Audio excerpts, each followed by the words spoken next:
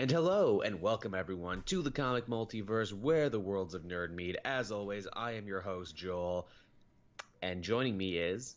Matt, you almost fucked up there. I know you did. I was like, I'm like, I was thinking to myself, I'm like, man, this is a really generic opening. Should I have something here to be different? Now I'll just hand it over to Matt. I will pass the ball of the show to Matt and go, you fucking do it. I I fucking do was it.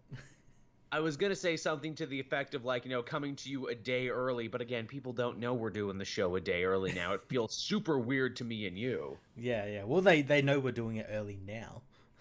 That's right, and Patreons will know it's early too because they'll be getting this a day before Yeah. the audio version, at least. It's funny when we change. It's like, oh man, it feels so weird. What difference a day can make? And then I'm like, well, it's not that bad because I actually have an extra day to render it and get it ready and everything. Yeah, yeah. You get that extra day to. Same with me. I get an extra day to render it, put it up on Patreon, get it to you for Tuesday and everything. Yep. How's your week been, Matt? I imagine you spent it much the way I did, trying out Red Dead Online.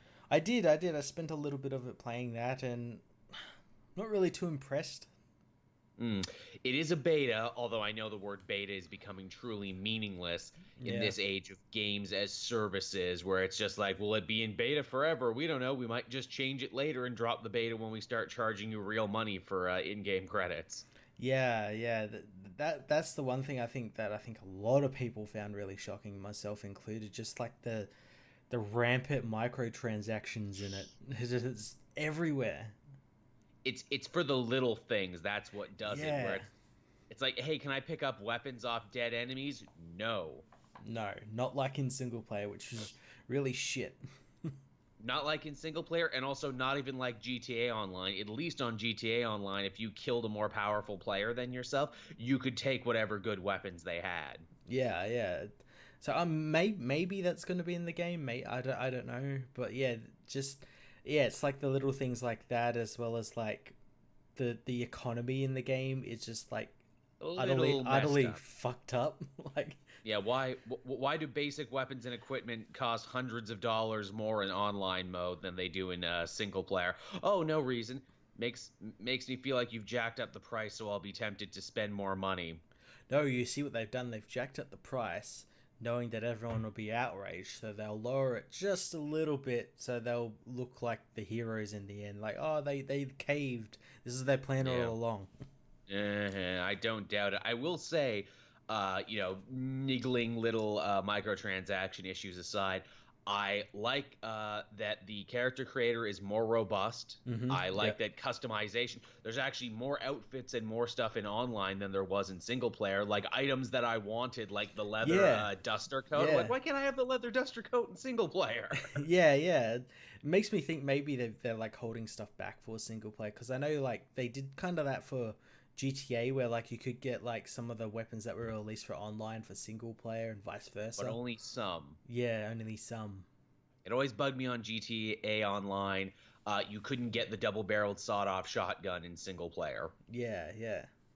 That always bugged me, or like the big heavy-duty revolver. I always wanted that, but I will say I like the focus on story and character stuff. There's actual cutscenes, and this online mode actually has a story through line, which always bugged me about GTA. It's like they just dropped you in the middle of the city, and they're like, make your own story." That's what I found pretty cool. It's like, yeah, there is like an actual story. It's pretty bare bones, but like there is an actual As it story to has it, to be. and it's cool because it's got branching story missions. So like if you play full good honor, you get like these Yeah. missions, but then if you want to do the rest of the missions, you got to be bad. Yeah, which actually has something over the main game where it's like, oh, I don't feel like I have to just play a good guy here. Yeah, well, that's what I've seen. Like a lot of people, and I agree with them. Say it's like, yeah, you can just go kind of wild in this. You don't have to worry about. Well, I don't want to be bad because I don't want to piss off people and they'll hate Arthur and whatnot. Yeah. Whereas here, you can just do whatever you want. Yeah, Red Dead Redemption 2 was Arthur Morgan's story of redemption when I played it, but when I'm playing as Gentleman Joel Daly, the leader of the Saint Denis Sinners, I don't give a fuck. Yeah, I'm killing everyone. Whoopity Yeah. doo. Have you seen the weird type of sadism that this has got on people? Like, usually in GTA Online or any online game, oh, a racist 14-year-old shot me in the back. Here, though, it's, oh, a racist 14-year-old tied me up with a lasso and put me on the back of his horse and rode me around. I'm like, well, this is more embarrassing than anything. That was me. I was literally last night. I Oh, was that was you. lassoing people, and I was hog tying them and then throwing them in river. It's like, that's so embarrassing. It's like, please just let me die. Only the sweet kiss of death will release me from this level of embarrassment. So what we're saying is that if you're a rope fetishist, if you're really into BDSM, you're gonna love this online mode so much. Yeah. But yeah, comics, that's the thing you and I do. Yeah, you wouldn't think it. You wouldn't think it after that opening there. Also, hey, if you want to join the St. Denis Sinners, there's a bunch of links on my Twitter, and I'll probably put one down below. At least 9 people were nice enough to join. Yeah. It's a PS4 crew, of course. Although that's another thing about GTA Online. The crew integration stuff isn't really there yet. It is, but it's not. Yeah. I imagine they're going to be adding an update for that. But yeah, you can like loosely get a posse together and stuff like that. Which I would like very much. GTA Online, by the end, they're like, look, okay, you don't like online play. We will let you set up your own lobby that is just for you, your friends, and your crew, so you can just play around and not have to worry about people shooting you in the back. Yeah. Or the racist 12-year-olds, or the mouth breathers, Yeah. or the crying babies in the background, or the loud, shitty music players. Yeah, I'm actually surprised that I only encountered like one of those things probably twice. Yeah. In the whole time I've been playing, which is pretty good. I guess probably because like it wasn't really open to the general public until like last night. So imagine if I log in tonight, there'll probably be like shitloads of it. You got to play way earlier than me because you bought the Super Duper Ultra Edition and played it the day it came out. I bought the edition just under you, but couldn't play it till a couple weeks later because I was away at con. And I think that's actually a really smart way for them to do that. Oh yeah, it means that you don't have a million people logging in at once and crash your servers or anything. Like they did with GTA Online when it started. Yeah, it wasn't that first week. Didn't it like go down the first week and you couldn't get on or something? Yeah. Yes, it was. It was so bad they had to give everyone like $1 million in-game dollars to make up for it. Yeah. Which, boy, I'd love $1 million in-game dollars. I might buy one weapon. Yeah, I could buy some beans. Yeah, which you need. Goddamn, the survival element really kicks in there. I've taken to robbing every house I come across. I'm like a weird cat burglar in that. I loot everybody. I loot everybody. Look through every drawer. More than I do in single player. It makes you obsessive compulsive. I need them beans, and I need them bitters, and I need everything else. Put it all in my rucksack. We're all the Grinch who stole Christmas, and he even stole the last can of Western hash. And the log for the fire, I need that too. We're all weird murder hobos in that game. Do you have any beans? I'll totally kill a bunch of bandits for some beans. It's 68 cents. Yeah, really. That's my thing. I'm like, what's with all these broke-ass bandits out here? Who carries 2 cents? In a world where everything is more expensive. Yeah. All right, but enough about that. There actually was some news this week, unlike last week when we did our Q&A. And again, thank you everyone who did that. Yeah. I actually had a couple of people say, like, oh, where did you take these questions? Twitter? Am I going to have to actually sign up for Twitter now? Yeah. Yeah, you should. Yeah, it's where I interact with most of the fans. I'm there every day, and I answer basically everything people ask me. But, yeah, so a decent smattering of news. The first piece, and maybe this is why I spent so long talking about Red Dead, because the first piece of news we have is genuinely pretty sad, and I don't think I wanted to talk about it, even though I'm not really shocked by it, nor do I think anyone is really shocked by it. No. Netflix Daredevil has gotten the axe. It came down late last night. It's official. The show is canceled. Yeah, Daredevil died twice this week. He died twice in one way. Man, Charles Soule is so quick. He was on there on Twitter being like, no, Death of Daredevil was just supposed to be the end of my arc. I didn't mean it. But yeah, Daredevil died in 2 weeks. He's not coming back. I think this is basically a foregone conclusion where it's like, well, if they canceled Luke Cage, Iron Fist, and Daredevil, Punisher and Jessica Jones are next. They're probably just not saying they're canceled now because they want people to come back and watch the seasons they're working on. Yeah, it would be it would be interesting to see the viewing numbers on those seasons now that people are like, well, they're cancelled. I'm still gonna watch them. I'm still excited for them. But Same. yeah, it's yeah, you can kind of tell now that like once they're done, probably like a month after, they'll be like, cancelled. The death of Daredevil is like, okay, so the dream is over, so it's all done, is what you're saying, because you wouldn't cancel Daredevil if they weren't all going to be canceled, because he's the first, he's the linchpin, it's all done then. Yeah, and I did see that they did say, or I think Marvel did say that Daredevil would be continuing in some form. They didn't say what. They didn't say what. That could mean anything, and it's not like they say, oh yeah, Daredevil will be continuing in some form with Charlie Cox, but yeah. Yeah, that's another thing. If they do in like anything, even if it's animated, just bring back all that cast, because that cast was perfect. Worked wonders for Constantine. Yeah, I would totally like the Defenders animated universe. Yeah. It's a damn shame, especially I think last week or the week before, the showrunner went and pitched season 4 to Marvel and Netflix. So I'm like, oh, that's gotta suck. Sting. Apparently, I was reading tweets from the same guy. He said, we had it all out on whiteboards. We had like the skeleton for what the next season was going to be, and it was going to be great. Yeah, hopefully we get to see some of those plans. Maybe wherever it ends up, they could adapt that or something, or we get a comic or something made out of it or something. That would be fun too. Again, it worked for Smallville. Let's get Daredevil season 4, the comic series. Yeah. I'd happily read that. I think that would be a nice little compromise. A lot of people pointing a lot of fingers on this one, being like, why? Why did this happen? Is it Disney's fault? Is it Netflix's fault? Again, I think both were moving away from it. I think Netflix, as I stated in episodes past, were upset about Defenders underperforming. They wanted their Avengers level hit. Mm-hmm. They didn't get it. And even Daredevil season 3, while wonderful, viewership was supposedly down 56%. Yeah. Apparently, not a lot of people watched it, and yeah. As you said, the Defenders didn't do so well. And again, it's like they probably see like Disney setting up their own streaming service. Why do they have to keep Disney's properties on here? You know. I'm sure that was the straw that broke the camel's back too. I'm sure they're like, well, if you guys are just going and starting your own streaming thing anyway, and you're going to be our competition, mm-hmm. why would we bother promoting the competitors' material? Yeah, exactly.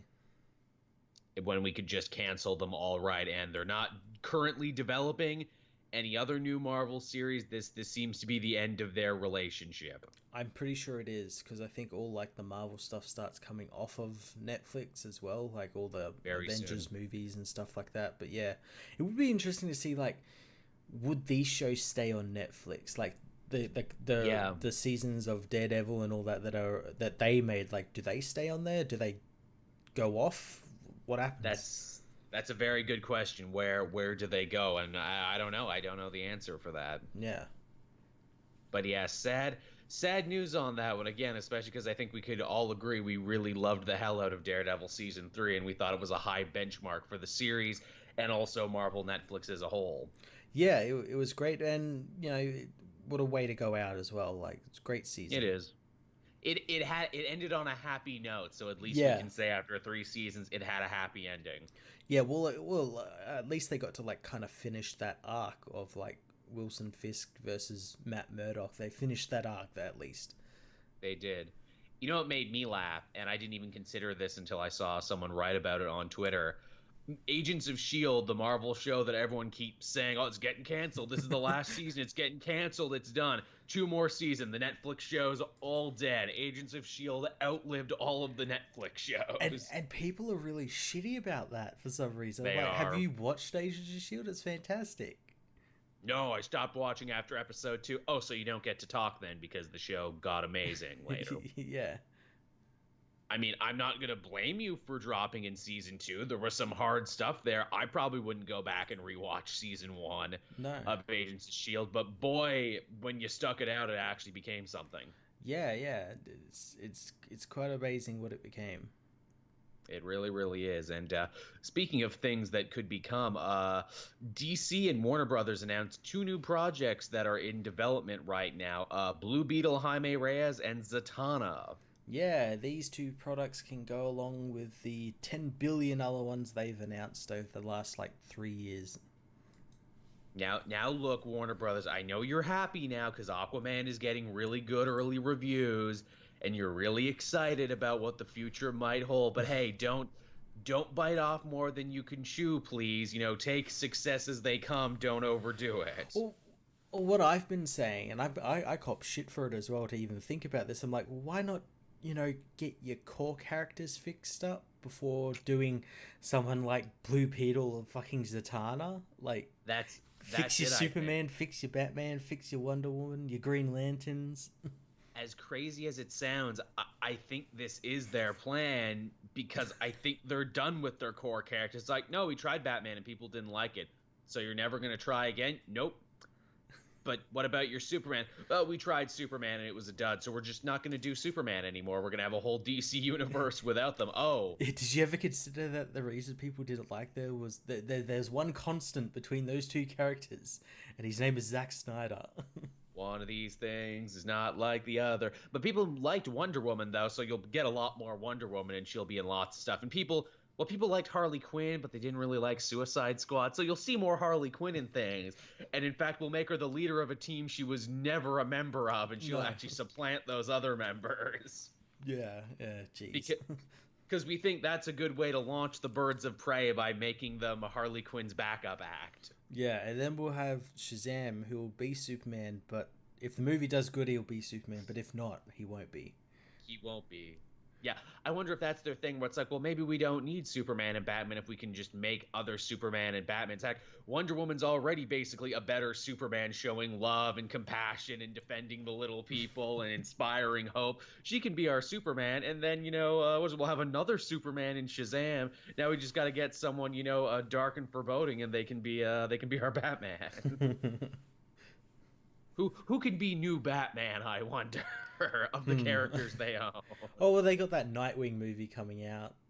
Oh, Supposedly. no. Yeah, that one's been in development hell as well, along with Forever. Flash and Cyborg and all these other ones. Oh yeah. Whenever I hear them talk about the Nightwing movie, I laugh a little bit. Ha! That's cute. You think you're making a real movie. Although I don't know. Again, if Aquaman does good, they might just be like, green light all of them. And that'll be the problem. That's what got them here in the first place. I know. I'm really interested to see what kind of box office Aquaman's going to have, because I think the buzz is pretty good. Mm-hmm. The early reviews have been really good. A lot of people have been comparing it to like Phase 1 Marvel movies, which has pissed off some DC fans. Be like, how dare you compare them to the Marvel movies? How dare you compare them to things that were good?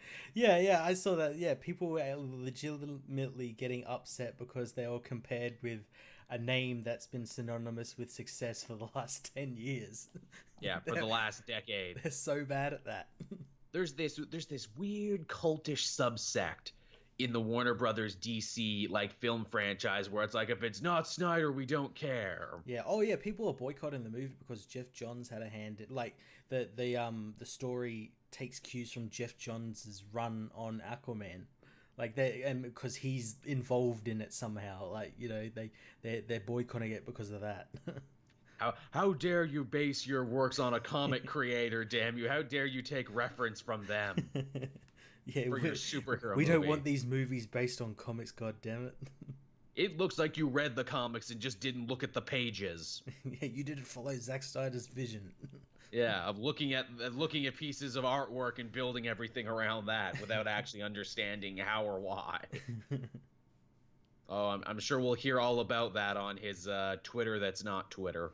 Oh yeah, how his plans for Aquaman or something involve Darkseid or some bullshit.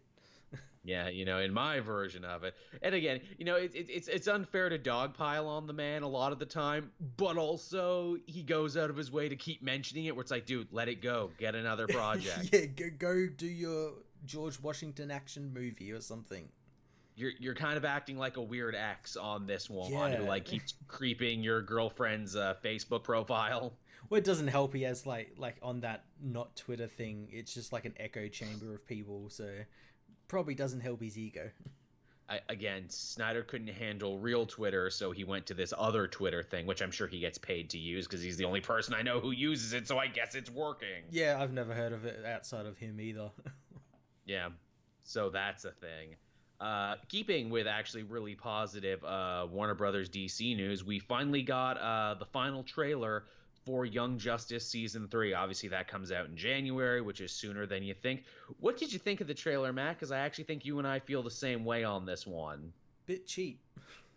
Yeah, this is what I've been so afraid of since I heard that Young Justice was coming back for the app.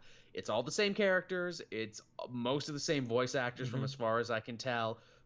Why does it look kind of cheap? Like are there like less frames a second? Yeah. Because they had a whole action scene that it wasn't even that it was just herky jerky, but it just felt off, and I can't quite put my fingers on why. Yeah, I don't know whether it's like maybe they're using a new form of new program to animate all this stuff in or something. But like yeah, it's like the last couple of DC movies that have all been like that really cheap, made really quickly, sort of like if you pause it between frames it looks so bad, but like in motion it can kind of pass. Like it's all the same character models, but they don't feel right. No, they don't look right either. No, and like I know they're like doing some redesign stuff where it's like, oh, we're doing another time skip, so they're all basically adults now, and then it's like, okay, you've also worked in The Outsiders for some reason, and we'll talk about that later actually, and why I think they're working in The Outsiders. And Deathstroke is there, but Deathstroke looks different now. He doesn't look as interesting or dynamic as he did. They took away his cool redesign.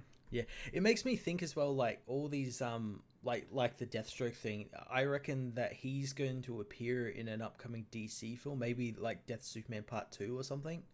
And they've reused his character model. Yeah, and because they do that a lot in these newer DC films. It's hence why like they all look like the New 52 still. They haven't made a new model since Justice League War, basically. Which is funny because the original Justice League models for Young Justice were actually taken from like Crisis on Two Earths or something. That actually look good. That actually looked good. That's the thing, it's kind of like based. Maybe that's what it is, because like you look at those characters and it's based on that art style from that movie, but it's like now updated in this newer sort of animation, and it just doesn't fit. No, and then like I asked myself too, I'm like, did you only get some of the character models back? Yeah. Did you lose some of the other ones and had to recreate them from scratch, and that's why they look kind of off? Yeah, had to try and like base it off those ones, but couldn't just get it right a little bit. I don't know, man. I guess we'll see. I have high hopes for this, and I'm going to be going back and revisiting the first 2 seasons of Young Justice before I watch this again. But man, I hope it can live up to the hype. But there's so much hype. Oh yeah, yeah. And that like if it's anything less short of perfect, I think people are going to be really bummed. I think but I think also they'll start trying to like make excuses up for it as well. Like it's Young Justice, you have to like it. Yeah, it's the Young Justice. You wanted it, and here it is. Because here's the other tragic thing too: how many times have shows been resurrected and they just haven't been as good? Yeah. I worry too about about like what kind of direction the writing is, because obviously it was written originally for Saturday morning, but was written by writers who actually give a damn and knew comics and like knew to write for all ages things. I'm really worried that there might be like some live action Titans getting in here. Oh God, no! Please no. Like if the characters start swearing out of the blue, or they start putting in like a lot of like out of place blood and gore again. Much like the last couple animated movies they did, I'll be really disappointed. Yeah, I really hope they don't do any of that sort of stuff, because in Titans it's just so cringy, and if they keep doing it in like the animated stuff or like the other shows they got going, then no, you're alienating a fan base, basically, like a demographic. And I say this too as someone who loved the first 2 seasons of Young Justice. I thought They're about as damn close to perfect as you can get. They were the first series since the Tim Dini years to actually create a moving, functioning DC universe from the ground up with its Mm-hmm. own lore and its own eccentricities that felt like the comics and paid homage to all these great stories, but also did their own thing. It's like it caught on like wildfire, and Cartoon Network just mismanaged it to death. They had lightning in a bottle and didn't know what to do with it. Yes, hopefully that still continues this season, like the lore and the building, and like they respect that. But yeah, I don't know. It does feel kind of weird where it's like, all right, so remember everything we were doing before with Darkseid and the light and everything? And okay, well, let's redo the whole metahumans getting trafficked thing from season 2. And also, let's work the Outsiders in here because we have an Outsiders comic coming out we're promoting around the same time, although maybe we're not anymore. No. Because that's another thing. Batman and the Outsiders got pushed back to 2019 this week. What? Even after weeks of promoting it in the books, they pushed it back apropos of nothing. Yeah. I was actually thinking about this earlier when I heard the story. I'm like, so because this was a story that sort of started taking fruition during Rebirth. Yeah. And I'm wondering if maybe because of that, like the people like fucking Didio and all that, like it was meant to be like an Outsiders Rebirth book, and they're like, nah, fuck that shit. We're going New 52 stuff, and they have to rework it so it's more New 52-ish. Or something. I don't know. It feels so weird to push it back out of the blue. And I know I felt bad for Brian Hill, the guy who's writing it, because a bunch of people on Twitter are like, man, can you believe DC Comics would cancel this? Why would they cancel it out of the blue? And Hill was like, no, they're not canceling it. They're just pushing it back. And they're not taking orders anymore. But I promise it's still coming out. I wrote them. They drew them. It's coming out. And he was just trying to do damage control. I'm like, oh, poor dude. Yeah. I'm interested to see if it actually will come out. I mean, for a push like that, you never know. Here's my thing. I'm not really interested to read it because I didn't really care for how Hill built it up in Detective Comics. I didn't mind it as much as you did, but like, yeah, I didn't particularly care for it all that much. You know, Hill actually saw those videos I made on it, right? I do know that. His exact words when people were saying, he asked people on Twitter, it's like, hey, who are some comic book critics you like? And people said Cape Joel, and he's like, I could never get into Cape Joel stuff. He always bodies me because, again, I did not like his Outsiders, and I didn't like his Miles one-shot, and I was very vocal about how these stories make no sense and are written for the wrong reasons. He ended up being very cool and very nice. I'm like, well, hey, Mr. Hill, I like you a lot. I just didn't like those two stories. I'm very excited for Killmonger. I know you're doing the Killmonger miniseries. I promise I'll be there with bells on when that one comes out.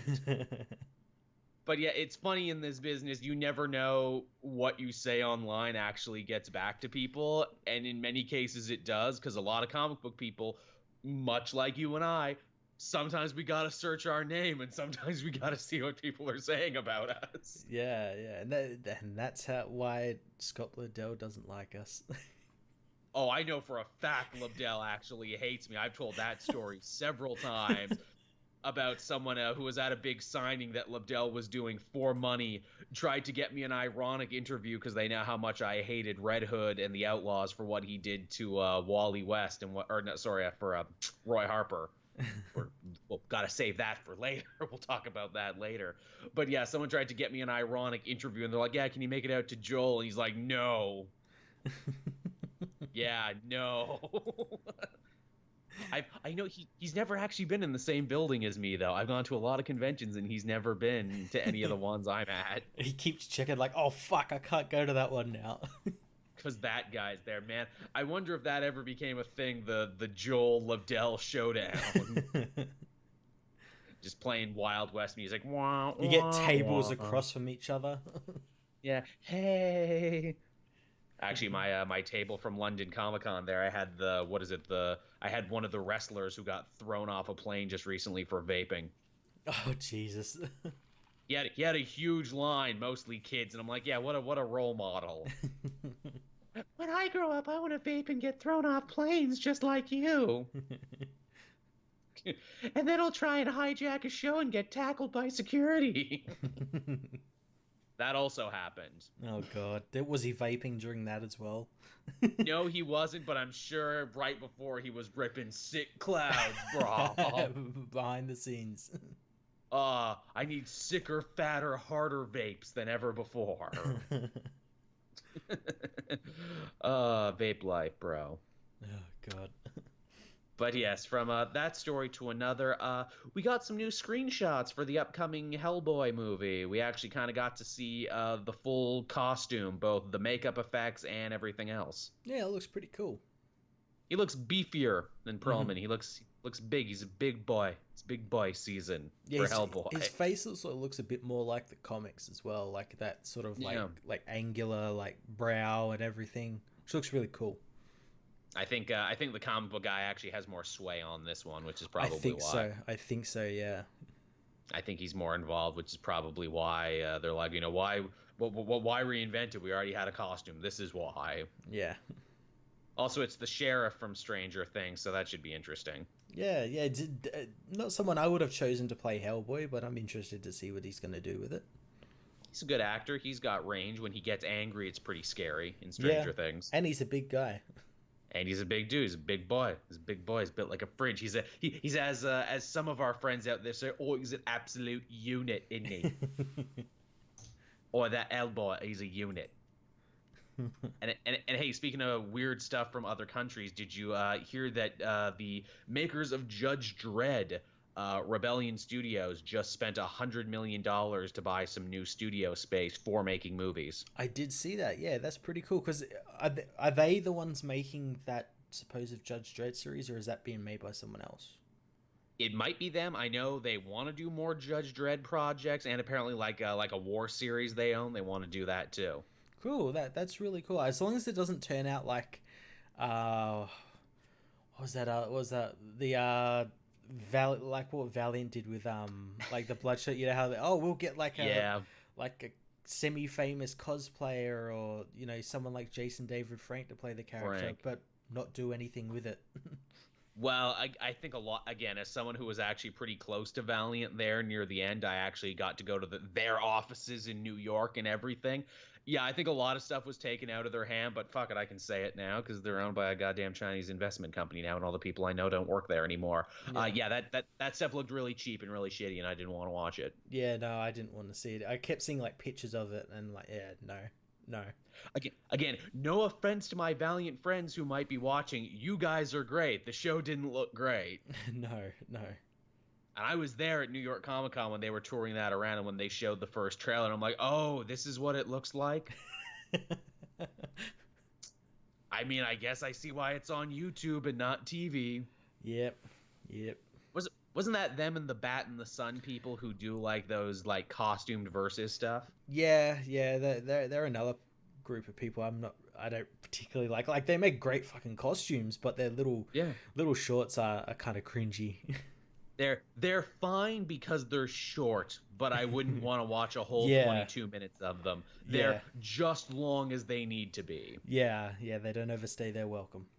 To get their point across. Heck, they did a Daredevil versus Nightwing fight for Death Battle that I actually thought was pretty solid. Oh, that's pretty cool. Yeah, it was nice. It was fun stuff. What else do we have here? Ooh, yeah, here's a brand new piece of news that dropped literally tonight before we recorded. Mcnulty joins the cast of The Mandalorian, that new Star Wars show about bounty hunters. Awesome. Can he be like an over-the-hill bounty hunter who's gone crazy because, I don't know, gene splicing? That would be good. I could see him being that. I also think it would be really cool to see him as like a drunk over-the-hill smuggler a la Han Solo, because Mcnulty was originally in the running to be Han Solo back in the day. Yeah. I think that'd be pretty funny as well. Like, Eddie kind of like dresses like hard as well, but like the clothes don't fit. Exactly. I think that's what it needs to be. I think that'll be hilarious, and he needs like a big mangy Wookiee with a bunch of patched hair and everything, like their cracked universe Han and Chewie. Yeah. He's just like a drunkard. Like, it's just Nick Nolte. He just wandered onto the set. Man, imagine what a different movie Star Wars would be if it was Nick Nolte instead of Harrison Ford. Oh, that no, that wouldn't fit at all. Look, if I had that device, if I had like Metron's chair and I could visit other realities, that's a reality I want to visit. Ah, God damn it, Chewbacca, you gotta say the fucking flux capacitors, god damn. That's Drink, great. drink, drink. That's great, Mr. Nolte. Let's do that again. Yeah.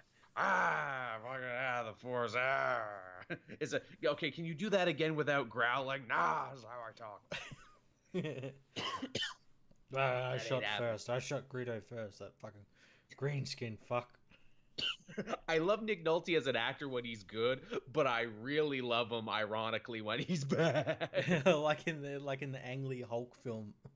Oh yeah, when he's just like, can this man do nothing but growl? Okay. Talk about a guy who's like, man, he's got some great stuff and he's got some shit. What a thing that he rides. But man, this Mandalorian show just keeps getting more and more interesting the more we hear about it. It does. We had like Carl Weathers join the cast the other week. We got obviously Nick Nolte, Pedro Pascal's the main character. Yeah. Lots of really cool stuff. And like even like the talent behind the cameras as well. Jon Favreau, Taika Waititi, Bryce Dallas Howard, all these directors and actors who know their stuff. And as well, there's like recent pictures of like Peyton Reed and the Russo brothers on the set as well. So like they could direct something maybe. I don't know. That definitely seems to be the rumor I'm hearing too. The Russo brothers are like, hey, we did pretty good with this Avengers thing. Can we have a Star Wars? And Disney's like, you bet you can have a Star Wars. Here, reach into the suitcase of Star Wars. Just pick a Star Wars. Any Star Wars. We have more Star Wars than we know what to do with. I'd absolutely love their Star Wars film. Oh my god, that'd be so good. Especially because they seem to just be getting more and more interesting now. It's like, hey, let's do a Mandalorian thing. Hey, let's do like an early Rebellion picture with Cassian Andor. Yeah, there's some really good stuff. I think like recently as well, the Cassian show just got a showrunner, and that of the guy who did The Americans. Oh yeah. That's a show I hear is good, but I've never actually watched it. I like the premise. It's really good. It's a show that it's no filler, and the whole season can carry so much tension. Like you wonder how it's able to do that. So hopefully they can do something like that with that show. I watched a video, I think it was either on like Vanity Fair or something, but it's like, hey, we talked to a real Russian spy who lived in America about the Americans and what he thought of the show and how accurate it was to his real life. They do shit like that, and that's interesting. I love when it's like, we talked to a real blank to talk about a movie blank. Yeah. Those are always fun. But yeah, that's more or less all the news for this week, everyone. I had some stuff in here where it's like, oh, hey, did you hear Suicide Squad was supposed to have new gods in it? But that'll clear everything up about that's wrong in that movie. Oh. That would have fixed everything if you just put new gods in there. Because when I think Suicide Squad, I obviously think fights with new gods. Oh yeah, quintessential, you know. Although, ironically, I suppose when the team first got put together, it was to fight a monster Darkseid created. But even still, that was like early installment weirdness. It's not what the team would become. No. But yeah, so I guess that's everything from there. Do we want to hop on into what we read this week, Matt? Let's do it. I read a little, but not a lot this week. I still have a bunch of stuff to finish up with. Same. What would you like to start with? Hey, let's start with Heroes in Crisis issue 3. Do we have to? Yes, we have to, Joe. This series, man, like, I'm so tired with Tom King stuff. You got so 6 more issues to go. It's like, we used to have fun, Matt. Remember when we used to have fun poking out the logical inconsistencies and the massive gaping plot holes in Tom King's Batman work? But at least that was always fun and funny. In Heroes in Crisis, it's just like, I feel like I'm reading a snuff film every issue. It just has... What makes me really sad about this is that someone, like, saw this was good enough to print. And, like... Yeah. And, like, so this makes sense. We're going to send this to the printers. This won't upset anyone. No. Do you want to take point on this one, Matt? What actually happened in this? Oh, fuck if I know. For real. Yeah. I know a lot of people didn't actually seem to know what was going on in this issue. People are still arguing in my comment section right now what actually happened. Yeah, and those same people arguing about what happened will continue to say that it's an amazing comic. Of course. Yeah, so firstly the comic jumps around way too much, but it's basically boils down to Three Booster's. stories. Yeah, 3 stories. Booster's first day at Sanctuary, Lagoon Boy's, I know, week in on his sessions, and Wally's time in the holodeck sort of thing. The danger room, but not the danger room. Yeah. The sadness room. yeah, go in the shame room. Yeah, that's what blows me away. They're like, yeah, we have this, Kryptonian crystal technology that, helps you confront your demons and really helps you, get to the bottom of your mental problems. Do you have any therapists? Do you have any psychiatry professionals we can talk to? Or are you just literally throwing people into these rooms so they can confront their demons? Because that seems like a recipe for disaster. Well, not only that, like the computer, like as we see through like Booster's thing, like because Booster doesn't buy into it because he's like a sane person. He doesn't buy into the fact of this like thing that you can conjure up anything you want, and you're suddenly fixed. And the thing is that like the computer that he's talking to is like giving him shit back. I'm like, yes, you're meant to be helping him, not like insulting him and making him feel bad and whatnot. He's literally the worst person for that because he's in a self-hating shame spiral. So all the computer does is yell at him, and I'm like, how the hell is this healing? Well, no, yells at him while looking like him. It's why it's stupid too, because it's like, well, you're assuming all people have the same mental problems and stresses when they clearly don't. Yeah, this is totally like a Batman thing. It's like, oh, throw them in the room and confront their fears. That'll fix them. Because it worked for me, it'll work for everyone. Matt, I think you might actually be onto something there, but that's actually smart, and that would actually be good subtext, but we're not going to get that. In fact, they even say, oh yeah, it was put together with Superman's technology, Batman's know-how, and Wonder Woman's compassion. I'm seeing very little of Wonder Woman's compassion. How does that even work? That's not something you can like bottle or like put into a computer. Like, did she sit there and go like, I wouldn't do that, I'd do this, and like that doesn't work. That doesn't work at all. The whole place, how this hospital works, is goddamn ridiculous. I like the whole, and you can put on a mask and a robe if you want, so you don't have to, interact with anyone else in the hospital, and it can protect your anonymity, even though that's bullshit because Batman was recording all the sessions anyway, so there was no secrecy or anonymity to anybody. Well, not only that, like, before we got that page, like, we were led to believe that the whole place is totally anonymous. Like, you have to wear that mask and robe. No one will know who you are or anything. But then this issue comes and it's like, oh, you can do that if you want. Yeah, if you want. I'm like, no wonder you have fucking leaks. Yeah, right. Also, question, why are the masks and robes so creepy? That doesn't seem like healing. And also, why is the mask clearly modeled on Psycho Pirate's mask?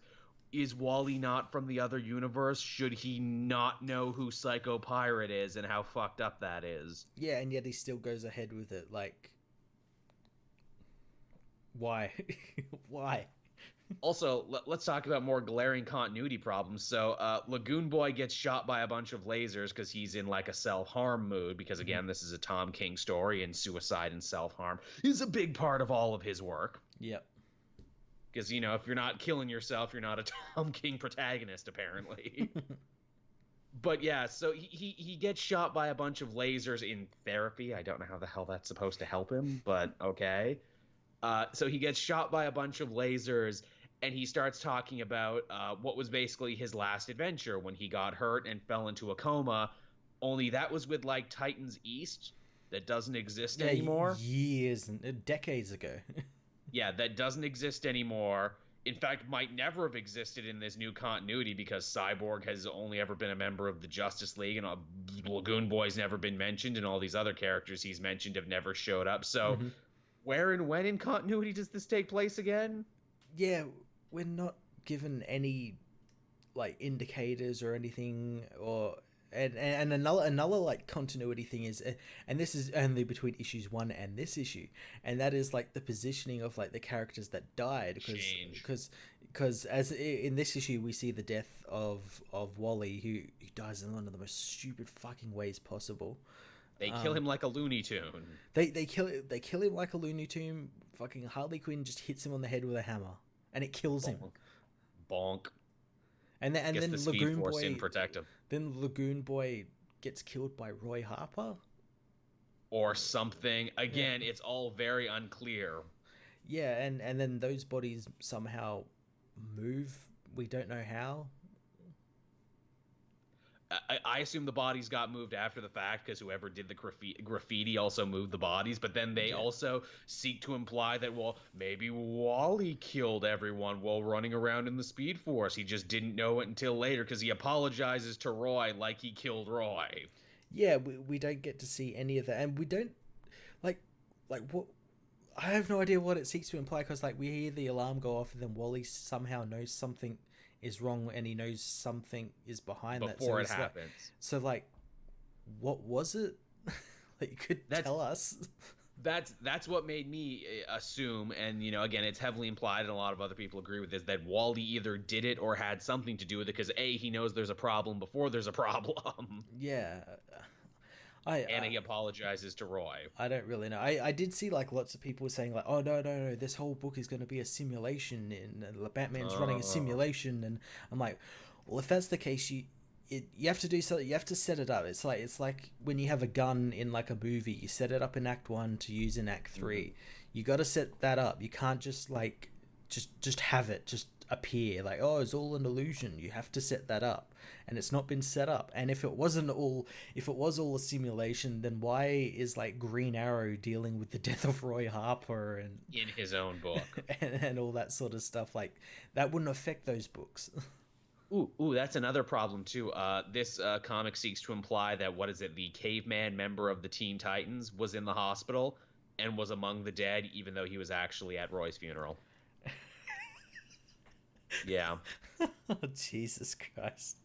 Again, editors asleep at the wheel on this one. Yeah, it's a Tom King book. It'll sell well. Yeah, it'll sell well. Great critical acclaim. Everything the man touches turns to gold. Yeah. Oh, and also, like, people were saying, like, oh, maybe DiDio had a hand in this. Tom Taylor came on Twitter and said he is responsible for everything in this book. Yeah, Tom King, yeah, he fell on the sword for Dan DiDio very publicly, despite the fact that many Teen Titans and Teen Titans adjacent characters are murdered or brutalized in this story, and the fact that King had to come out and publicly fall on the sword for his boss leads me to believe that, so this all was DiDio's idea, is what you're saying. Yeah. Because you just don't, apropos of nothing, come out and say, oh yeah, stop saying this about my boss, it was all me. Yeah, if it wasn't. Yeah, it's such a terrible series. I enjoy covering it though, because it's just, I'm like, how am I gonna get frustrated this week? see, I'm not even having fun with Heroes in Crisis anymore. Like Batman, I can still occasionally have fun with, because every now and again they either A, turn in a good issue, or B, it's so nonsensical to the point of being hilarious. Yeah. This is just dour. Yeah, it's strange. It's a strange story. It is. And also, hey, if we want to talk about this series as how it portrays people with mental illness and seeking help and therapy, boy, 3 issues in is it doing a poor job. Hey, better not, respect crazy people, because they might kill you, like in this story. Yeah, and your therapists bully you like they do Booster Gold, and if you have mental illness and whatnot, and yeah, it's not doing a very good job for mental illness patients and everything. No, it's not. It's not a good representation at all. No. Which, I don't know, maybe it was supposed to be. It's clear that Dan DiDio put a lot of stuff in here to, like, get his own hang-ups. Maybe this was his therapy. King came to him and said, okay, what's bothering you today, boss? What's bothering you, Mr. DiDio? Those Titans. Those fucking Titans. These fucking sidekicks that make me feel old. I hate them. Yeah, fucking Rebirth. God damn it. Gotta take it back to the New 52 when it was good. But sir, sales were down. I don't give a fuck. Final Crisis was New 52, or no, Countdown was what is it, 52 done right. That's an actual real. Identity Crisis was good. These are real quotes, by the way, from him. Where I'm not even joking. He actually did say that. Fuck him. And again, I say stuff like that, and people are like, "Oh, source link," and I'm like, "Google it. It's the first thing that comes up." He's not shy about it. No, he's not. In fact, between this and what happened with Nightwing, there seems to be a lot of just, oh, let's let Dan have his way. Yeah, and then we're getting stuff like that. I think more Titans are going to end up dying by the year's end. Whether it be in this book or like Titans or something. Or yeah, kill them all, says Dan. Yep. But moving away from that, what else did you have this week, Matt? We had the end of Drowned Earth over in Aquaman Justice League Drowned Earth issue 1, which is going to confuse a lot of people. I don't know why they do that now. For this and the Witching Hour, I don't know why they made this the new naming convention. You could easily miss this in your digital cart, and you could easily miss this on the store shelf, being like, oh, but I already read, Justice League Aquaman #1, so I'm good, right? No, this is Aquaman Justice League #1. This is totally different. So stupid. Stupid. You switch two words, guys. They want that #1, though. They want that #1. Guess. Because statistically, #1 sell much better, even though this is the end of the story. Yeah, and it was pretty decent. I liked that they didn't, it wasn't just like a slugfest. They didn't beat the villains into submission and run them off of Earth or something.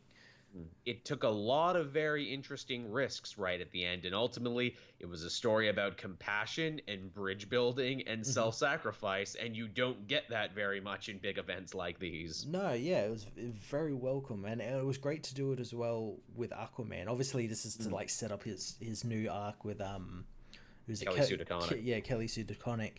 But it was done in a way that wasn't just like, okay, we just need him to be put over here in a clean slate. It was done in a really, really cool way. Yeah, let's let Aquaman be the biggest damn hero ever who saves the world and saves everybody. Yeah. And also good too, just in time for his movie to have him be the biggest, baddest hero ever who saved everybody. Yeah. I mentioned that Kelly Sue DeConnick thing at the end of my video, and someone got very pissed off in the comment section, like, oh, if Kelly Sue DeConnick is writing Aquaman, then he might as well stay dead. Okay, well, A, he didn't actually die. He didn't actually die if you read the book, and boy, that's a lot of anger for something that really shouldn't matter. I can only imagine what you get angry about in real life, and then I checked his page, and I'm like, okay, you're ticking a lot of Venn diagrams and boxes. I see guns, anime titties, right-wing news propaganda. Also, he had the QAnon thing in his name, and I'm like, oh, so you're a crazy conspiracy theorist too, on top of everything else, and you don't have an actual logo. You have the generic YouTube logo. Oh, fantastic! So you just ticked every box from person who I don't need to listen to anymore. Okay, you're just so many Venn diagrams overlapping. But yeah, this was a fun story. I liked Black Manta in this one. He gets probably one of the best villain gets owned lines, hosted by his own petard, where it's they take away his powers, so he doesn't have Aquaman's powers anymore. He's like, fine, what do I need to talk to fish for anymore? I just really like that. In the end, just he went. He just started having one of those panics, and he's just I could control this giant beast. I'm still a villain. I'm still gonna rule the world. I could still rule the world. And he kind of goes a little bit insane. He does, and they're like, no, you can't.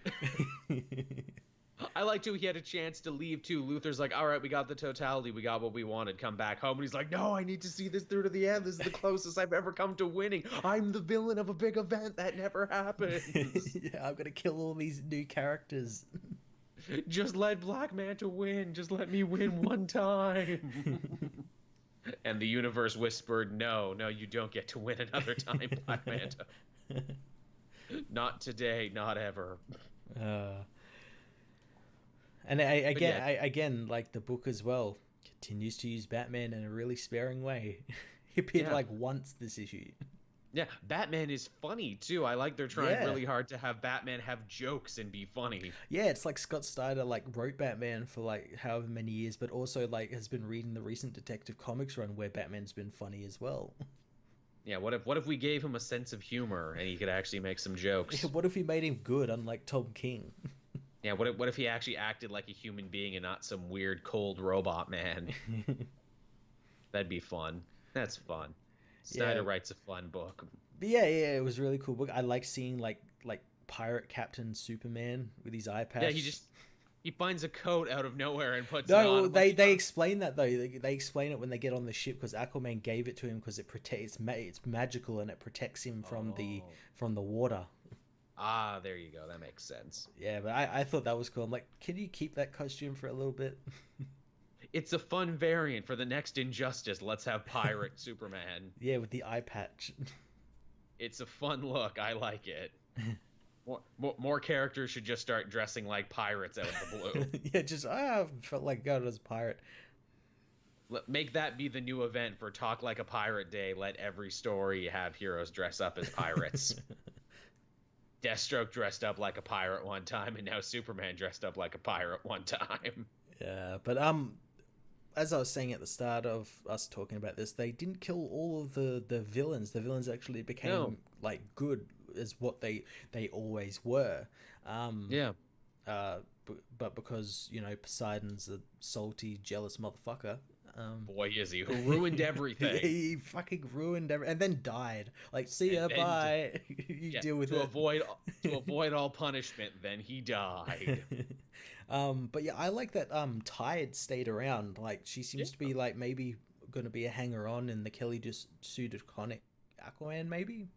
that'd be fun. I'd like to see that. Yeah, I want to see like Aquaman go to these alien worlds where they're from and everything. Like go a little bit cosmic. That would be fun. Apparently, again, the Kelly Sue DeConnick run that's coming up, they're gonna like reinvent everything from the ground up. So don't be shocked if we do get Cosmic Aquaman. That'd be awesome. Yeah. Well, what kind of crazy alien shit do they have in other oceans on other planets? Yeah, I'd see it. yeah, Yeah. So Drowned Earth, pretty solid conclusion. yeah. It was a good event. Yeah, yeah. What else did I have going on this week? Ooh, I had Dead Man Logan #1. Ooh, what was that like? Oh, he's so old and he's dying so hard. Actually, it's kind of funny. Literally, his entire situation for why he's dying is the exact same reason 616 Wolverine died. Oh, really? Yes, it's, hey man, you're getting old and your healing factor's not working anymore, which means you're getting blood poisoning from all the adamantium. Oh, okay. So as well as like how the original Wolverine died, also how Logan started dying in the movie Logan. It's exactly like that. And I guess, again, because I haven't been reading Ed Brisson's Old Man Logan work, but I guess the Silver Samurai's company had created a new super drug called Regenex that if you take it and you have a healing factor, it like supercharges it for a little bit. Oh, okay, cool. So he had been taking drugs for a bit to help prolong this, but now the drugs officially don't work anymore. Okay. So he can't get high off that sweet Regenex no more. Yeah, it doesn't work. He's built up a tolerance. Built up a tolerance. So now he's dying, and they're like, how long do I have? And he's like, well, a few months at best. He's like, okay, then time to finish what I started when I came here in the first place. So he goes back to all the names he wrote on his arm of all the people he's going to kill to try and stop his dark future from happening. Oh God, I remember when the Old Man Logan book started, and that was like his thing, and then it just like went off the rails. It's like I gotta go fight fucking old Hulk and all these Yep. other people, and then I'm like, oh yeah, I've got all these people. I like to think like he had it written in marker, and it's like smudged over like the years of like being involved in all events, and it's like, who's that name? I can't really read that name. Is it Mysterio? I can't read. And he can't remember because he's old. Exactly. Well, it's funny. A bunch of the people on his list weren't even around. Red Skull had died. Mysterio was missing. Hulk was dead at the time, but now all of these people are back again. Yeah, they are. So that's going to be interesting to see, especially like if he's going to like appear in like Captain America and Immortal Hulk and That would be very interesting. He goes after Mysterio first. He figures he's the smallest fish, and Mysterio came back in Spider-Man just recently. He did, yeah.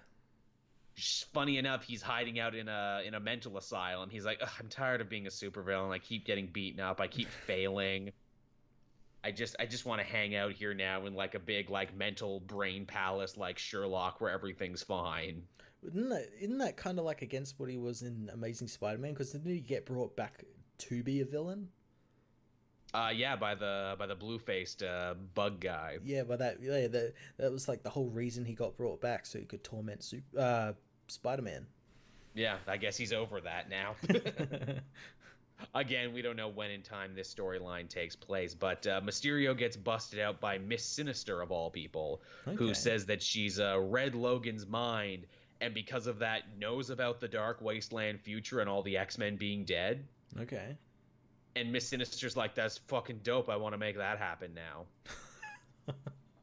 So in trying to stop the dark future from happening, Logan may very well have pushed it to actually start happening. Oh, are we going to learn that, like, Mr. Sinister really was the one behind Mysterio or something? Yeah. Wouldn't that be something? I don't think it's going to be that dumb, but I like the fact that they're threatening a time loop that, like, Wolverine creates his own time loop. That's pretty cool. Hawkeye comes to help him because, again, hey, him and Hawkeye were teamed up in the original Old Man Logan, so they should be teamed up in this story, too. Yeah, so it's young Hawkeye? Yes. Okay. They team up, and at the end, they tease the formation of a new evil group led by Sin, the Red Skull's daughter, and Crossbones, and it's called Neo-Hydra. Oh, Jesus. Which is ridiculous, but totally something they would name the group. And I'm like, did they not know Baron zemo is still leading Hydra over in the Punisher book? Or is that like their little copyright dispute where it's like, ha ha ha, Herr Schmidt left the title of Hydra to me. You kids got to go sit at the kiddie table or follow me. And they're like, screw you, we're going to start our own Hydra with blackjack and hookers, but we're keeping the green uniforms, though. So, yeah, they're like set up on an island, and they're like, okay, we'll help with this evil plan to make the Old Man Logan future happen. Oh, that's pretty cool. Yeah, it's a cool enough setup. It does feel kind of derivative, and it is hilarious that Old Man Logan literally looks at his arm and it's like, well, I've done everything I can do now here. Time to finish literally the first story they told with me. Yeah, time to get things back on track after like 50-odd issues. Like, literally everything in between didn't matter, and that they were really just kind of, after Jeff Lemire left, that they were really just spinning their wheels, which they arguably were. Yeah. But it's coming to an end. Again, if you liked Old Man Logan, I think this will be an interesting conclusion. I think it's hilarious that Dead Man Logan comes out on the same day as Return of Wolverine number 3. That's pretty funny. That is funny, where it's like, wait, he's dying and coming back at the same time? Like, if you're just a casual comic fan who's just getting in now, you'd be like, what is anything? I'd love it if they crossed paths, because, is that going to happen? Is Old Man Logan going to get to meet like 616 Wolverine before he leaves, or like can they not meet each other and not touch, or the world will explode? That'd be interesting. I wonder if like they meet as well as like the Phoenix Logan.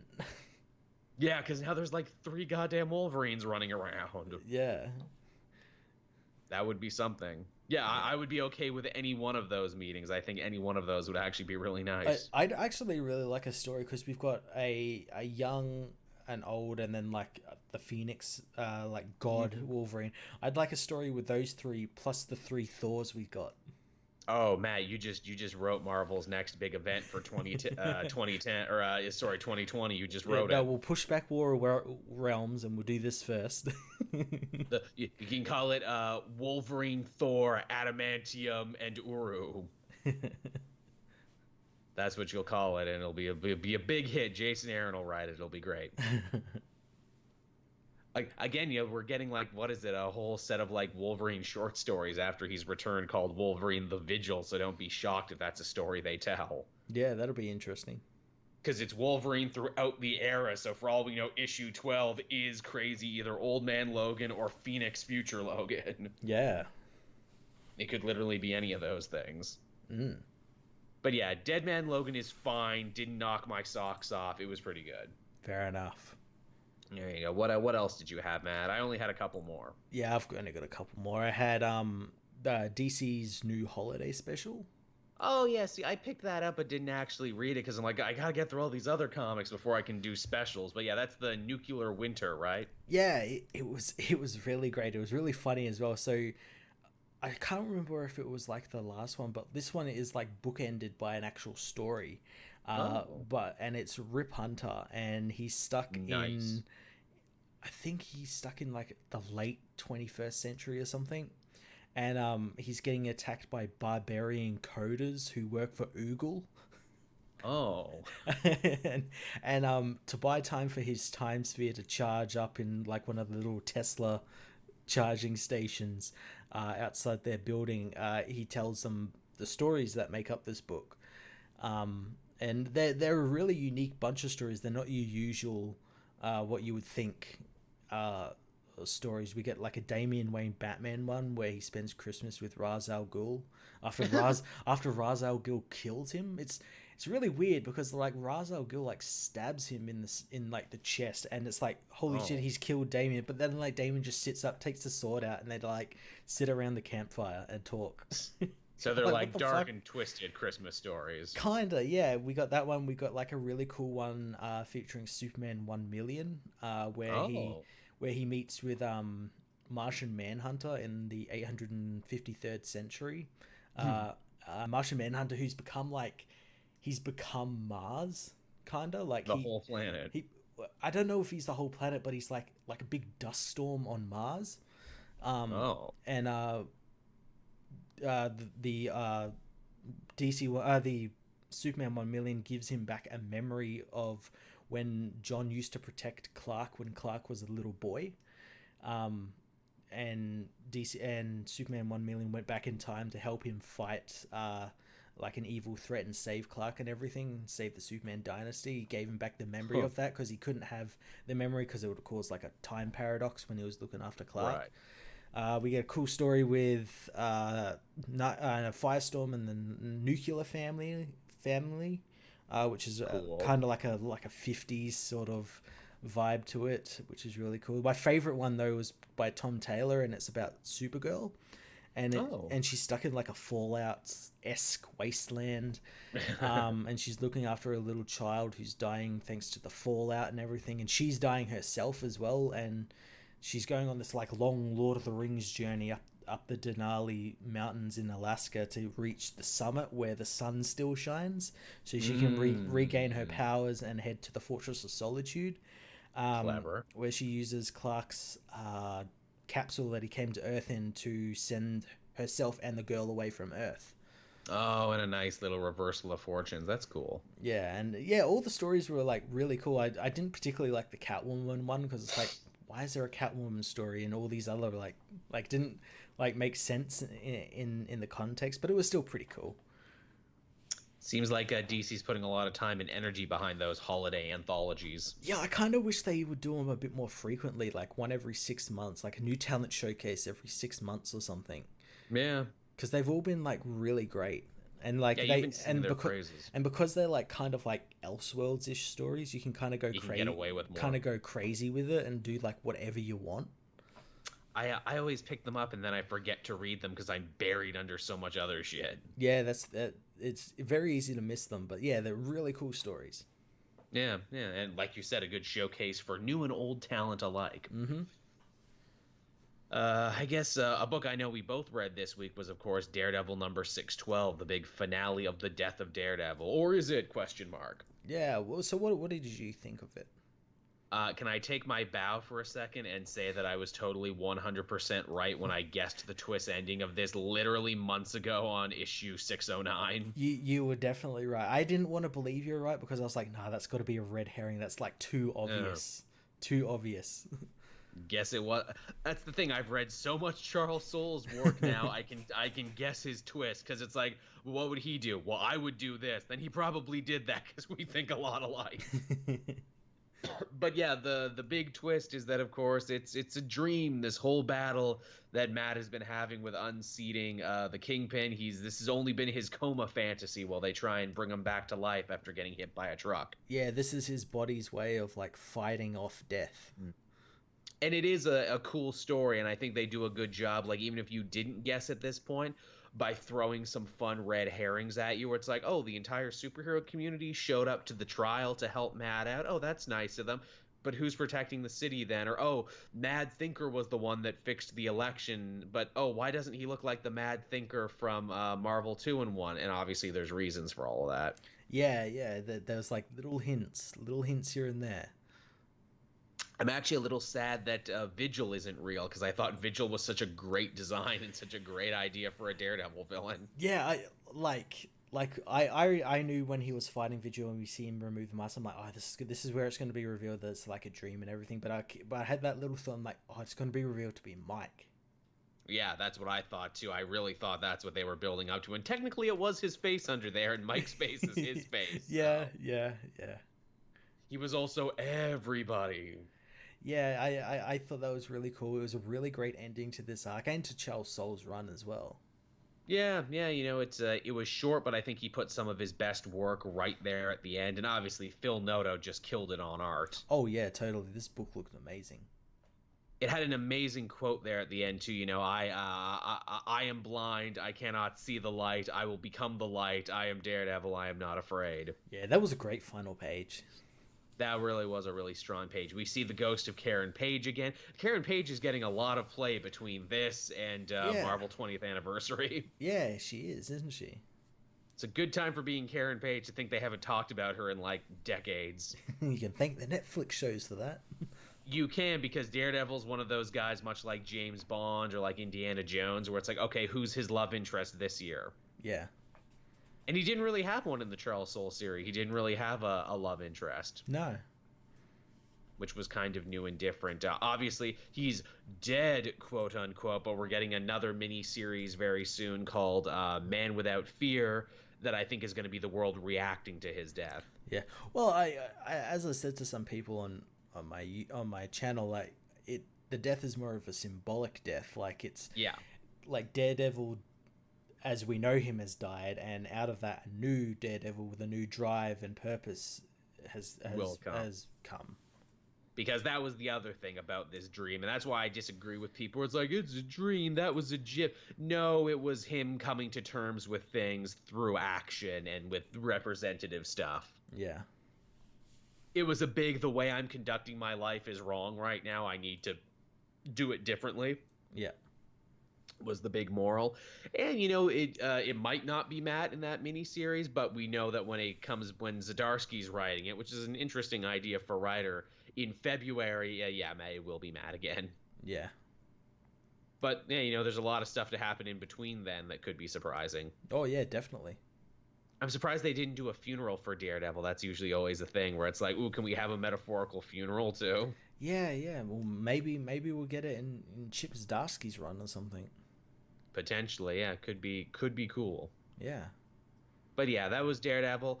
Thought it was, a compelling enough conclusion. And, I love the book. The book never got many high views on my channel, so I'll be nice to put it on the back burner for a little bit.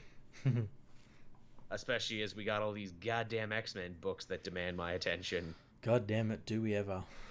All these friggin' X-Men books. But yeah, that's I only read one other book this week. I read Action, and that was it. I read Action comics as well. All right, what did we think of Action? Yeah, it was good until it wasn't. Man, that first 6 odd pages where it's like it's a gangland deal. Someone's trying to sell a hero turner from the Dial H for Heroes series, which I thought was a hell of a deep cut and super fun. Yeah. I was like, oh yeah, here we go. We're getting into the stuff that Bendis excels at. So I was like, oh shit, there's the question. He's going to be running the question, or it's cutaways. God damn it. Literally, that first 6 pages were so damn good. I'm like, these 6 pages prove A, that Bendis still has it when he wants to and can still turn it on and still tell a hell of a story. B, it also tells me the sort of book he should be writing at DC right now. He really should be writing someone like The Question. This is totally suited for him. Literally, when I was done that 6 pages, I'm like, can the whole comic just be this, please? Why is the one part without Superman the best part of this Superman book? But yeah, the rest of it is just, okay, I guess. It's just like Clark investigating more of this fires because he remembered that they were a thing. Um, That's what and gets me too. It's like, oh, I need to get to the bottom of these fires, but you already know what happened. The mob has been setting these fires to distract you. What more is there to know? Oh, but the mayor might be dirty. He might have been in on the fires. and like, okay, could have figured that out a little bit earlier. Also, Um, the mayor's dead, so it doesn't matter. yeah, was he dead or it wasn't really made clear. That panel was really weird. I just thought like, oh, the mayor, I don't know, is sick or something. It He wasn't. was clutching his stomach like he was poisoned, but I was going to assume because Red Cloud attacked him not moments later that Red Cloud killed him. Well, see, I expected Superman like if he was dead, I expected him to like race down and like try and save him or something. But he just like sort of stood there, and just like looked around, and then Red Skull tried to fucking suffocate him. Yeah, Red Cloud. If the Red Skull attacked, Oh, that yeah, would have been Red interesting. Red Mist, Red Skull, Red Cloud. Red Mist, yes, Red Mist from the Kick-Ass universe. No, well, that's what Awesome. originally this character was called, Red Mist. And Oh, then but they had to change it then they changed it like mid-issue. because they're like, oh yeah, there's already kind of a character that exists in the pop culture. Oops. Yeah, but we get a reveal of who Red Cloud is, and it's Robinson Good, the character everyone already knew that was going to be. Of course, it's got. Who else would it be? Wait, Matt. So you mean to tell me the woman who was already acting untrustworthy and villainous turned out to be a villainess? I know, shocker. Literally, if it had been any of the other characters that Bendis had invented, any of the new female characters to be red herrings for being Red Cloud, would have been way more interesting. If it was Melody, the fire chief, that would have been more interesting. Yeah. If it was the gossip columnist, even, that would have been more interesting. See. When I first saw her, I was like, oh, maybe it's going to be her because she has like an infatuation with Clark, and like her, and like, oh, maybe they figured out who Superman is, and that's why she's like kind of obsessed with it and everything. And then it's Melody Moore who's doing all these like weird shit, like she's the boss, but not. But Yeah. there's someone higher than her who we haven't seen. We've only got them referenced like once. It's true. The relationship that Red Cloud has with the Metropolis mob is very strange. Robinson worked for Mr. Strong, who was told to go infiltrate the paper and get information. But Strong is afraid of Red Cloud because Red Cloud can kill anybody she wants. But Red Cloud works for the mob doing the crap work and getting ordered around. So who's actually in charge here? Yeah, they haven't really made it clear who's in charge because there's someone definitely above Mr. Strong and Robinson, but they never reference them all that much. No. They just say that she expects all this, she expects this and that. Who is this person? Well, when they said she, I thought they were talking about Red Cloud. Yeah, I'm yeah. I'm like, well, how can she be the boss and the hired help at the same time? Yeah, do they think like Robinson is the boss and Red Cloud is someone different? Well, that's what I thought too. I'm like, well, because Strong clearly told her, hey, go do this. I'm like, does Strong even know that Cloud and Good are the same person? Because that could be interesting. Yeah, but it's not explained properly or even like delved into all that much. It's just kind of brushed over. That would be interesting if they did that, and it would be interesting if we got more question stuff because he appears not even through the rest of the issue. We don't see him like come to see Superman or Vic Sage appear somewhere or something. That was your cameo. That was your one. You get one cameo. Yeah. Is he even actually going to be involved in the story? Or... I don't even... Hey, remember when Guardian got introduced a couple issues back, then nothing happened with him? Oh, yeah, he got bodied and put in the hospital. Nothing happened. Is this just what Bendis is going to do every couple issues? Hey, I had a fun scene for this character. Yeah, just a scene. Just that's a it. scene. Yeah, that's it. I'm building my portfolio. These are other pitches for other books I have. But Bendis, you're already writing like 6 books. Yeah, but I could be writing 7. Yeah, I want another imprint. Give me another imprint. Bendis, you got to finish the imprints that are on your plate before you ask for more imprints. I want more imprints. No, I don't. Don't tell me what I can do. Fuck you on Bendis. I want to write a creator-owned series. Okay. God damn it, give me what I want or I'll go work for DC. Brian, you're already working at DC. Oh, crap. I'll make my own DC. I'll make my own imprint called DC. With blackjack and hookers, you'll see. I wonder if that's a force of habit. Fine, I'll go work for the other guys. You can't. You're already working for the other guys. Damn it. Yeah, the other guys won't have you back. Yeah, shit. They've been slowly retconning out everything you wrote over the last couple years. But yeah, Action Comics started strong, ended kind of weak. I still like it more than Superman. Yeah, it's definitely in Bendis's wheelhouse. More of the stuff he should be writing, the investigative journalist, private investigator sort of stuff. Gangland, yeah. Yeah. Occasionally it plays to his strengths. I do not like the fact that Superman's like, oh, I saw my wife and I'm really happy now. You mean your wife who wanted nothing to do with you? That wife? Shh, shh, shh. Don't mention it. Also, you're super happy. Hey, when was the last time you talked to your kid? Oh yeah, he was kidnapped by your crazy supervillain father, and you literally can't get in touch with him. Weren't you scouring space looking for him? Shh, shh. Shh, Red Cloud. Shh. Gotta solve who's starting these fires. Yeah, these fires that I already know who's starting them, and I should Yeah, like maybe focus on finding them. yeah, that's the thing where it's like, well, you know it was the invisible mob. Find the invisible mob then. No. I need to write an article about how I don't know who Red Cloud is and how that's really important. And I literally can't see the fact that Red Cloud is literally right behind me. You would think keeping a double life, these heroes would be good at spotting people who are keeping double lives. Yeah, yeah. Apparently not. Well, not only that, like he didn't really even do anything like about like that whole kryptonite thing. Like, yeah, he sent Batman after her, but like he didn't press it like as Superman, Nope. like confront her or anything. Both Batman and Superman instantly took Robinson Good at her word and needed no further digging. Yeah. Oh yeah. Oh god. Yeah, I remember that. Yeah, Batman just like, okay, you're good. You can go. I'll take the kryptonite. You're okay. I trust you. And then when Red Cloud literally killed someone right in front of Robinson to protect her, Superman's like, I will ask no follow-up questions. Even though the fact that Red Cloud literally killed to protect you should be the most suspicious thing. But then it turned out to actually be her, so there you go. Yeah. All right, so that was Action Comics. It was okay. Yeah. Did you have anything else? Because that's everything I had for this week. I had Detective Comics issue 993.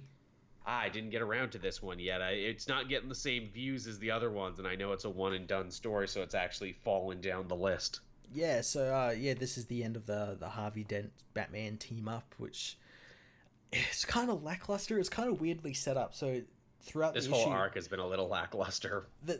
throughout the whole issue, it's like bookended and like peppered with like Harvey Dent's funeral with like the priest like saying his speech and everything.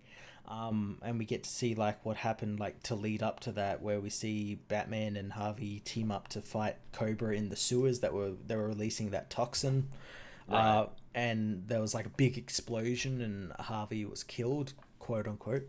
Batman of course knows that's not to be true and waits until after the funeral to go after Harvey, who is now going after Leviathan.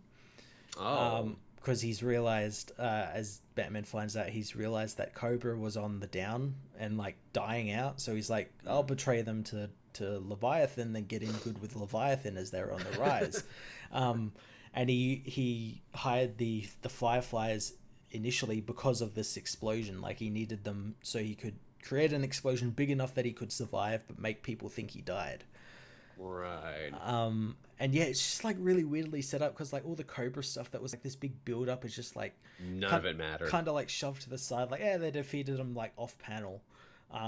Didn't really get to see any of that sort of stuff. And it's I appreciate it. It's kind of more about the relation between Harvey and Batman, As it should be. but like even then they didn't go fully into it as they should have. No. They're just kind of like, yeah, they're like kind of the same but kind of not. And they fight each other, and that's basically what it is.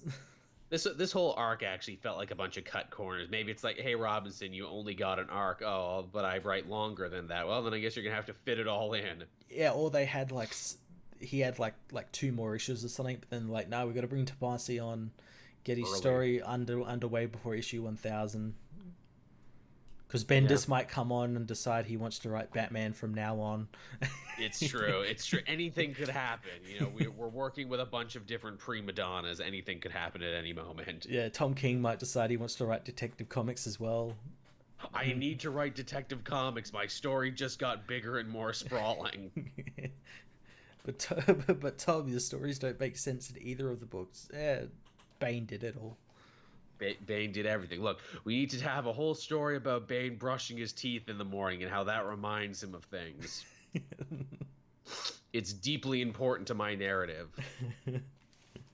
Also, the book will need to be twice as long because I say everything 3 times, even more. And every page will have Flashpoint Batman in it because that's the thing. He'll just be walking around waving. Yeah, just in the background. Smoking cigarettes. Can you find Flashpoint Batman? It's like, where's Waldo? Can you find him? In every shot. Here he is buttering a piece of toast. Here he is doing his taxes and returning a video to Blockbuster. But Blockbusters don't exist anymore. They do up here, they do. They do in his universe. That's why it's the Flashpoint universe and it's all fucked up. They still have Blockbusters.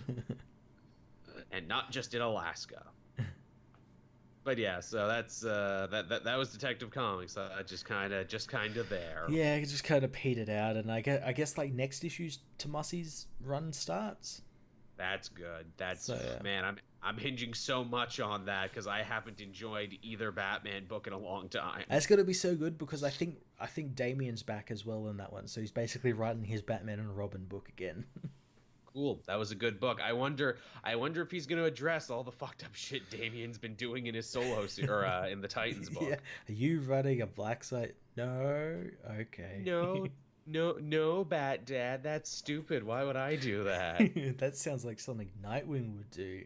Yeah, stupid fucking Nightwing. oh, sorry, Rick Grayson. No, fuck that.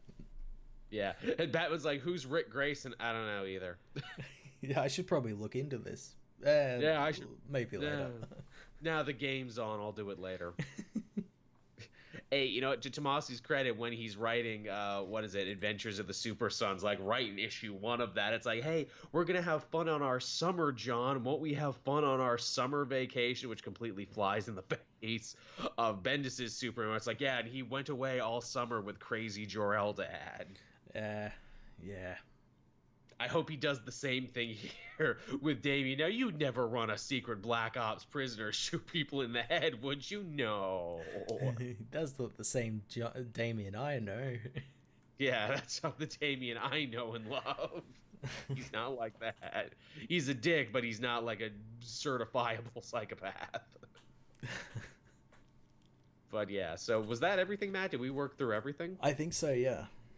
God damn, that was quick. That felt quick. Yeah. Actually, not really. It's almost been an hour 30. Yeah.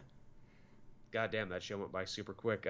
Anything you want to talk about? Anything you want to signal boost while we're here? Not really. Still just going through my reviews, which might start petering out over the week since I start my new job. So Which is why we moved show times. Don't be surprised if like reviews start getting like kind of sparse just as I get more accustomed to this new job. Yeah. That's how it goes, man. We're all very happy for you, and we wish you much success in that endeavor. Thank you. Of course, if you're a patron, you'll get to listen to this episode first before anyone else over on patreon.com. I usually try and get the audio version up as soon as we're done. I also think we finally gotten to the root of the problem of why the hell these things keep cutting out sometimes, the audio versions, the last couple minutes. Yeah. I think I fixed the OBS fuckery, or at least I hope I fixed the OBS fuckery. What else do we have going on?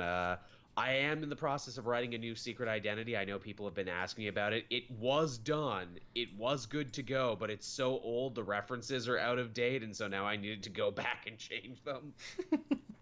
It's a Wonder Woman video, and it was supposed to come out when Wonder Woman 2 was originally announced, but now that got pushed back and changed around, so I had to push back and change around the video.